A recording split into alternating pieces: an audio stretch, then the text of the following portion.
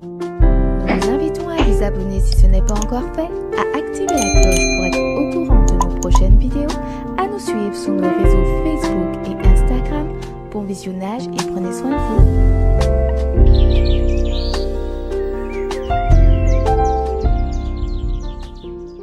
Bonsoir chers frères et sœurs, chers amis, nous sommes heureux de vous accueillir encore une fois de plus pour cette réunion du mercredi soir. Nous vous souhaitons une bonne soirée en Jésus-Christ derrière vos écrans et merci d'être avec nous pour cette réunion de méditation et de prière. Maintenant, vous avez constaté qu'il n'y a plus de barrage. Merci Seigneur et que nous soyons tous encore toujours en prière malgré le climat social en Martinique. En tout cas, je vous souhaite une chaleureuse et cordiale bienvenue. Et en guise de bienvenue, je voudrais partager avec vous, chers frères et sœurs, chers amis internautes, une petite pensée qui se trouve dans Proverbe 3, versets 1 à 3. Donc, ce sont des paroles de sagesse que le Seigneur nous donne en ce soir, afin que nous puissions puiser notre force en lui, malgré les difficultés du moment. Mon fils, n'oublie pas mes enseignements et que ton cœur garde mes préceptes, car ils prolongeront les jours et les années de ta vie, et ils augmenteront ta paix. Que la bonté et la fidélité ne t'abandonnent pas, lis-les à ton cou, écris-les sur les tables de ton cœur. Donc gardez ces promesses, chers frères et sœurs, chers amis, dans vos cœurs, et appuyez-vous toujours sur l'Éternel des armées. Bienvenue à tous. Nous allons sans tarder prier.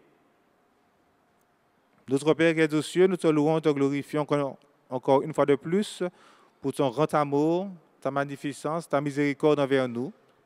Aide-nous, Seigneur, en ce soir, à avoir plus de confiance en toi, chaque année de notre vie, à renouveler nos forces en toi.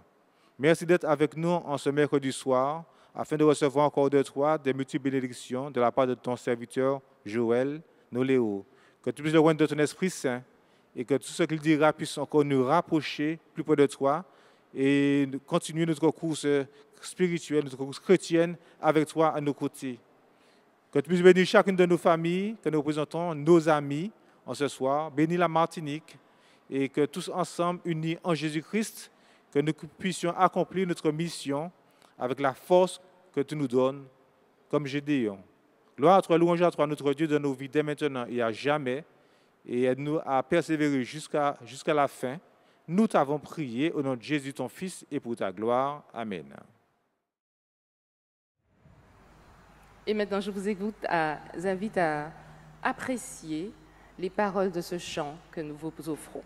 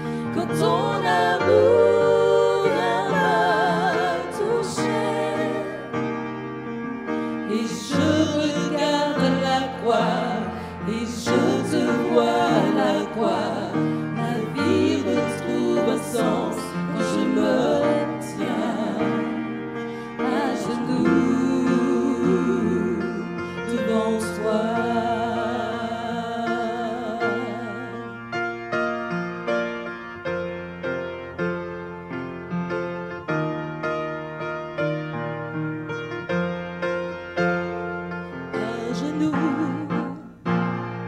devant toi. Je ne veux rien espérer d'autre que toi. À genoux devant toi, quand mon âme ne fait que gémir après toi, quand tout ce qu'il me reste, c'est la certitude de ton amour pour moi. Alors mon cœur soudain s'élève quand ton amour vient me toucher, et je regarde la croix et je te vois à la croix. Ma vie retrouve sens quand je me tiens à genoux. Alors mon cœur soudain s'élève quand ton amour vient me toucher, et je regarde à la croix et je te vois à la croix. Ma vie retrouve sens quand je me tiens à genoux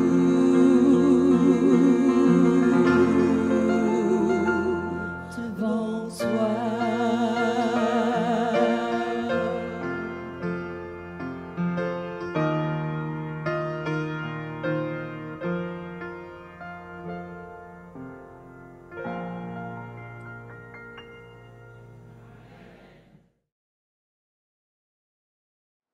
Je remercie Dieu pour ce moment de prière, de méditation en ce soir. Je me rappelle le message de Frère Sautier qui nous encourageait à pouvoir faire comme Gédéon, aller de l'avant, car l'ange de l'Éternel l'accompagnait. En ce soir, j'ai cette assurance que cet ange, que Jésus-Christ lui-même m'accompagne et qu'il pourra nous fortifier en ce soir. Ils veulent ignorer, nous dit la Bible, dans 2 Pierre chapitre 3, verset 5. Ils veulent ignorer, en effet, que des cieux existaient autrefois par la parole de Dieu, de même qu'une terre tirée de l'eau est formée au moyen de l'eau. Oui, mes amis, nous vivons dans un siècle que les hommes veulent ignorer la gloire de Dieu, la puissance de Dieu. Et c'est pour cela que Pierre le dit, qu'ils veulent ignorer. Et quand on lit dans Genèse chapitre 1, à partir du verset 2, verset 3, qui nous dit « La terre était informe et vide, il y avait des ténèbres à la surface de l'abîme, et l'Esprit de Dieu se mouvait au-dessus des eaux.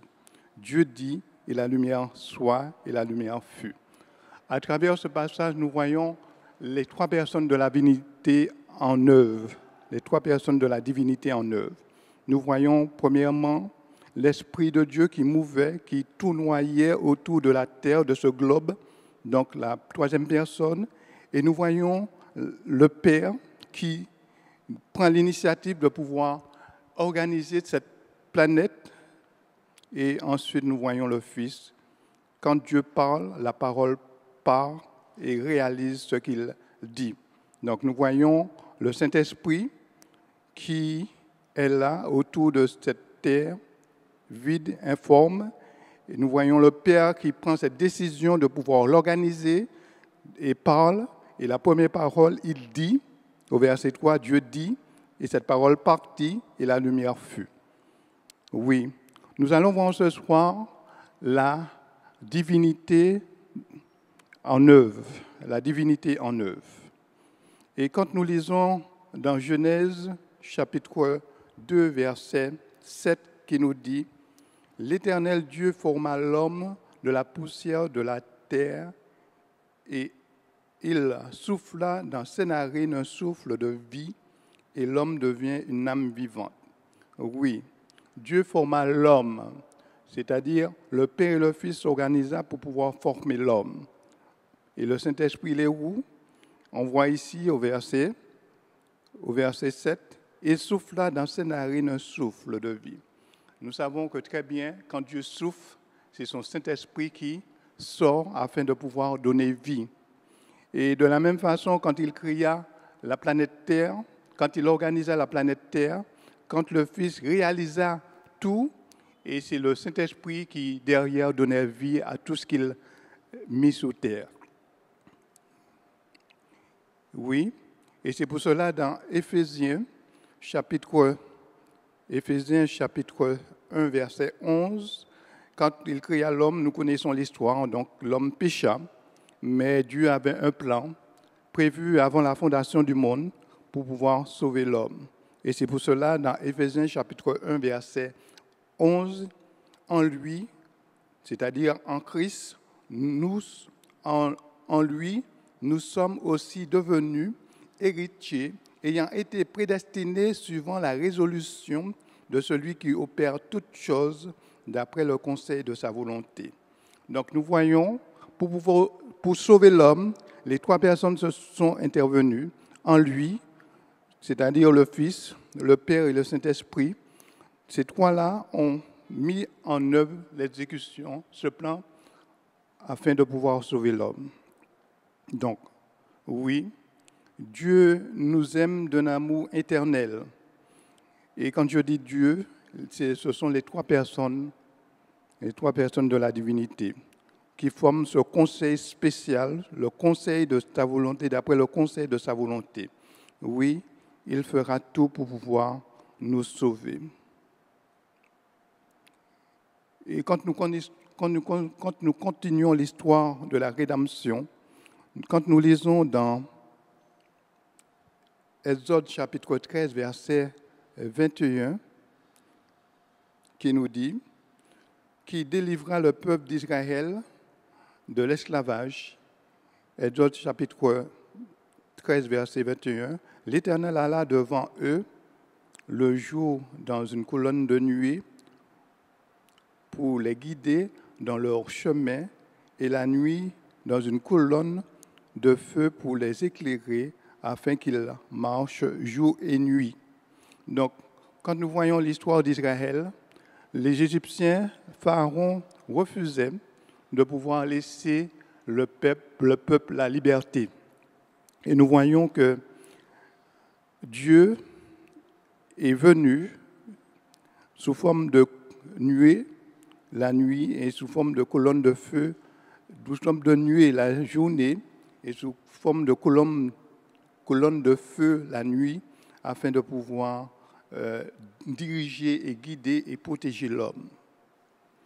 Mais quand nous regardons l'histoire, au verset 14, le verset 14 qui nous dit « Quand ils arrivaient près de la mer Rouge, il n'y eut aucune issue.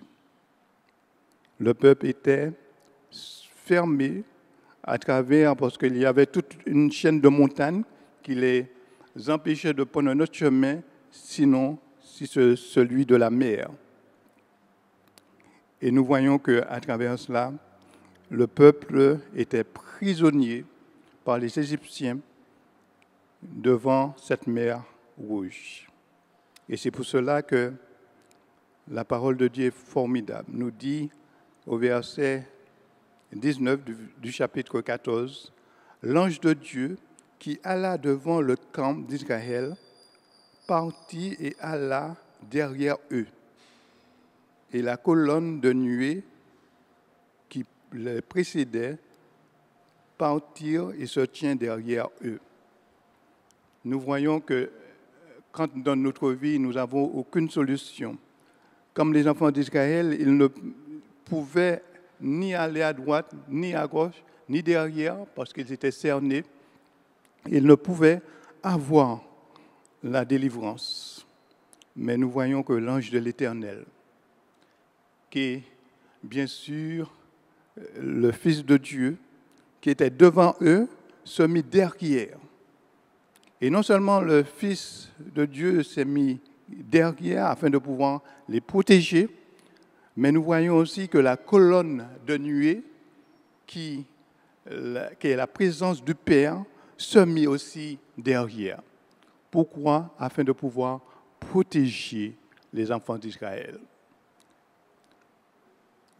Nous voyons que les Égyptiens pensaient qu'ils avaient déjà cette victoire, mais non. Dieu, dans son amour, le Fils qui était devant passa derrière pour les protéger, le Père qui était devant pour les diriger passa aussi derrière afin de pouvoir les protéger. Et nous dirons où est passé le Saint-Esprit dans cette affaire. Le Saint-Esprit, pour pouvoir, nous allons lire le verset suivant. Nous allons lire le verset suivant au chapitre 15. Chapitre 15 de Genèse, chapitre 15, verset 8, qui nous dit « Un souffle, au souffle, alors 15, verset 8, au souffle de tes narines, les eaux se sont amorcelées, les courants se sont dressés comme une muraille, le flot se sont durcis au milieu de la mer. » Oui, dans une autre version, on nous dit « Tu as soufflé avec force et l'eau s'est rassemblée. » Oui, nous voyons que le Fils est passé, l'ange est passé, qui représente le Fils, est passé derrière afin de sécuriser le peuple, ainsi que la nuée qui symbolise, qui représente le Père, est passé derrière. Mais nous voyons le Saint-Esprit, le souffle, Dieu souffla sous les eaux, sous la mer Rouge, et la mer se fendit en deux. Quand nous pensons dans notre vie que nous n'avons pas de solution, que nous n'avons pas de moyen d'échappatoire, mais Dieu a la solution. Dieu désire nous faire comprendre ce soir que quelles que soient les circonstances de votre vie, quelles que soient les difficultés de votre vie, il a toujours la solution. Avec Dieu, nous avons toujours la solution.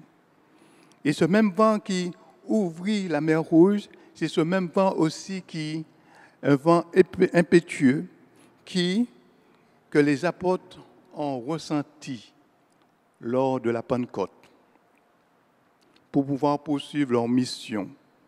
Et les Israélites, eux aussi, avaient leur mission à pouvoir poursuivre. Et c'est pour cela que le vent qui représente le Saint-Esprit ouvrit le chemin afin de pouvoir évangéliser le monde à l'époque.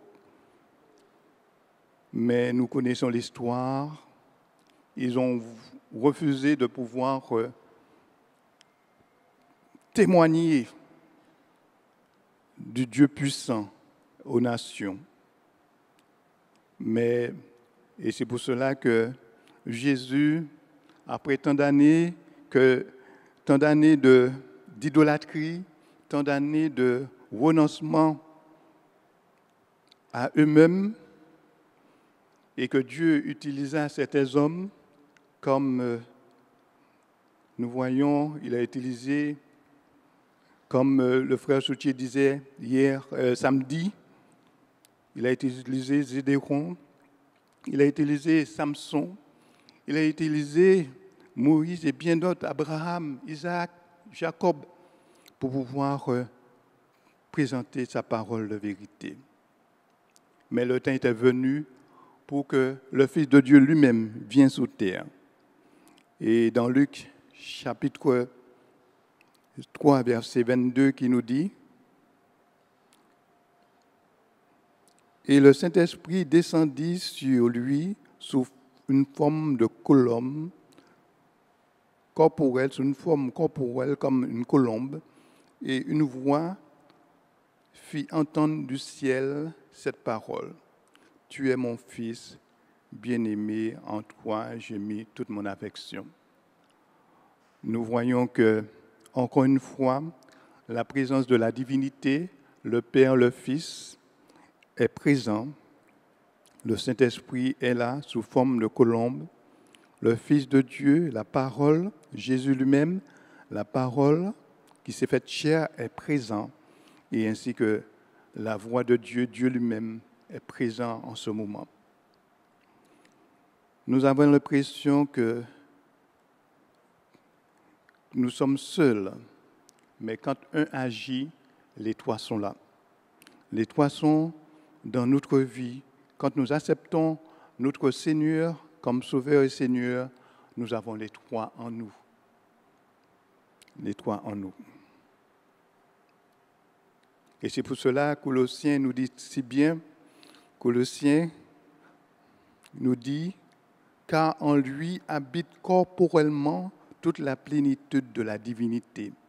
En Jésus habite corporellement toute la plénitude de la divinité.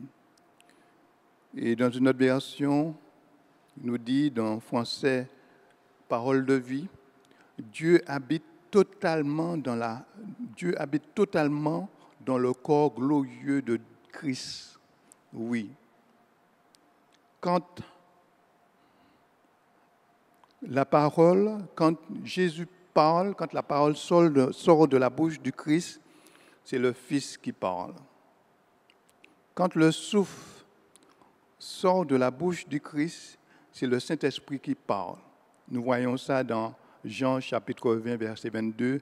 Quand Jésus souffla sur ses disciples, ils reçurent le Saint-Esprit. Oui. Et quand Christ réagit pour une décision, quand il décide, c'est le Père qui décide. Donc, nous voyons que la parole, c'est le Fils, la parole du Christ, c'est le Fils, le souffle du Christ, c'est le Saint-Esprit. Et la Bible nous dit que Dieu est esprit, et l'esprit du Christ, c'est le Père. Et c'est pour cela que quand il reviendra aussi, les trois personnes seront présentes. Les trois personnes. Dans 1 Thessaloniciens, chapitre 4, verset 16. À partir du verset 16, 1 Thessaloniciens, verset 4, verset 16, nous dit « Car le Seigneur lui-même a un signal donné à la voix d'un archange et au son de la trompette de Dieu, descendra du ciel, et les morts en Christ ressusciteront premièrement. Ensuite, nous, les vivants, qui sont restés, nous serons tous ensemble, enlevés avec eux sous des nuées, à la rencontre du Seigneur dans les airs, et ainsi nous serons toujours avec le Seigneur. » Oui, nous voyons que quand Christ reviendra, le Fils sera présent. Quand Christ reviendra, le Saint-Esprit sera présent, parce que nous voyons que le Christ restera sous les airs et le Saint-Esprit, le souffle, descendra, réveiller tous ceux qui sont morts en Christ, morts dans le Seigneur. Parce que le Romains chapitre 8, verset 1 nous dit très bien, « Et si l'Esprit de celui qui a ressuscité Jésus-Christ d'entre les morts habite en vous, celui qui a ressuscité Christ d'entre les morts rendra aussi la vie à votre corps mortel. » Oui, la seconde venue du Christ, le Fils sera présent, mais aussi le Saint-Esprit qui réveillera tous ces corps à la seconde venue. Et nous voyons aussi le Père, c'est lui seul qui sait le jour et l'heure à laquelle que Christ reviendra. Donc, lui aussi sera présent. Lui aussi sera présent. Donc, nous voyons que nous n'avons rien à craindre. Qu'il pleuve, qu'il grêle, quelles que soient les circonstances, les difficultés que nous aurons. Nous avons ces trois personnes qui forment un. Dieu lui-même prendra soin de nous jusqu'à son retour. Le monde peut être bouleversé. Nous devons garder la foi. Les difficultés pourront nous culpabiliser. Nous devons garder la foi jusqu'au bout. Et nous devons être des hommes de prière, des hommes qui cherchent à connaître Dieu de jour en jour. Et nous devons nous humilier. Et c'est pour cela que la Bible nous dit, cherchez premièrement le royaume et sa justice, et toutes ces choses vous seront données par-dessus tout. Oui, venez à moi, vous qui êtes fatigués et chargés, je vous donnerai du repos, le repos de l'âme. Oui, nous voyons que non seulement les enfants d'Israël ont été délivrés des Égyptiens, mais nous voyons aussi les 3 compagnons de Daniel qui refusaient de se prosterner devant l'idole et qui ont été mis au feu. Le plus souvent, Dieu agit toujours au dernier moment.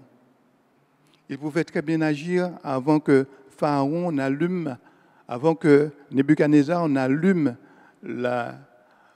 augmente le feu, n'allume la chaudière, mais il a attendu que la chaudière soit allumée. Il a attendu que les 3 compagnons soient jetés dans le feu pour pouvoir agir. Tout cela pour faire resplendir sa gloire. Et nous avons aussi l'exemple de Daniel. Daniel qui refusait d'écouter l'ordre du roi, mais qui continuait à prier. La prière a une grande efficace, nous dit la Bible. Et Daniel a été, pour sa désobéissance, mis dans la fosse au lion. Mais Dieu a agi toujours au dernier moment. Quand nous pensons que tout est terminé, et c'est là que Dieu intervient. Donc nous voyons que nous devons avoir cette patience.